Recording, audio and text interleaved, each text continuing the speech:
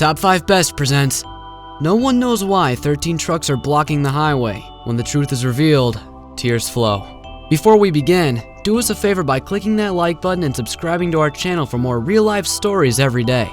Every day around the world, millions of professional drivers sacrifice time with their family, birthdays, Christmases, and so much more to keep approximately 10.5 billion tons of freight a year moving across vast distances and onto shelves where they are purchased by consumers. They also haul the machinery that keeps highways around the world running smoothly.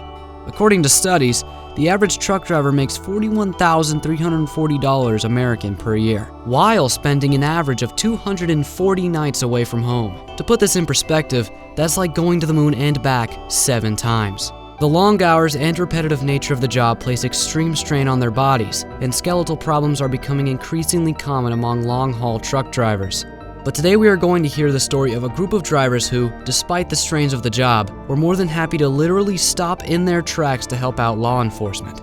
In the heart of the American West lies Huntington Woods, Michigan, a town of nearly 6,000 residents. To the south, it is bordered by Interstate 696, a busy interstate also known as the Walter P. Reuther Freeway. The 696 serves as a bypass route, and millions of trucks and other commercial vehicles use it every year to avoid driving through the city of Detroit. But in April of 2018, it was the scene of a heartwarming effort by strangers to save a man's life. The unnamed man was having family trouble, and he truly felt that there was nowhere left to turn. Heartbroken and lost, he went to a nearby overpass intending to jump into the high-speed traffic of the 696 directly below. Passersby spotted the man immediately and contacted police. State Trooper Michael Shaw was the first officer to respond. Realizing that he had to act quickly to thwart the man's efforts, Officer Shaw immediately contacted a traffic officer to redirect traffic away from that stretch of the freeway.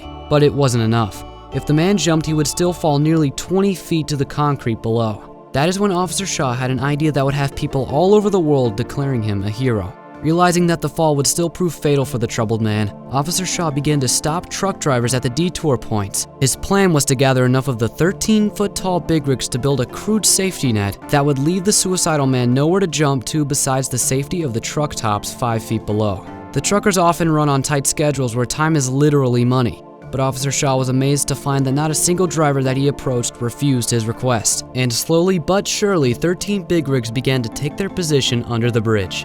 Once the man had nowhere to fall to, Shaw began the next step. In a statement after the fact, he explains the police department's approach. Usually, when we talk to people that are involved in these types of incidents, usually there's a trigger. We try to find out what the trigger is and rectify it. As the time ticked by, Shaw talked to the man, learning more about his situation and what had led him to the overpass that day.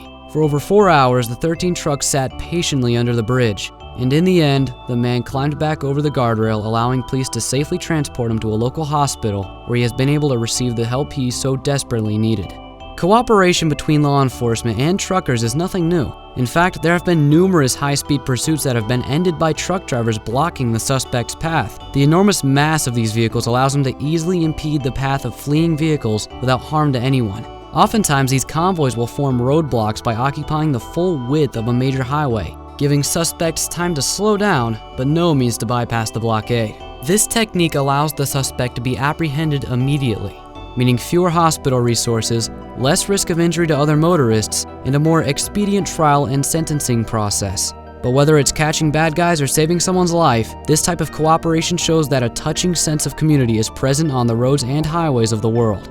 Suicide rates vary drastically around the globe, but with 1 death every 40 seconds, it is clear that the numbers are still too high. But through an improved emphasis on mental health and the efforts of kind Samaritans like those we heard about today, there may be a brighter future ahead. Thank you for watching. Tap one of the 2 videos on the screen for another amazing story.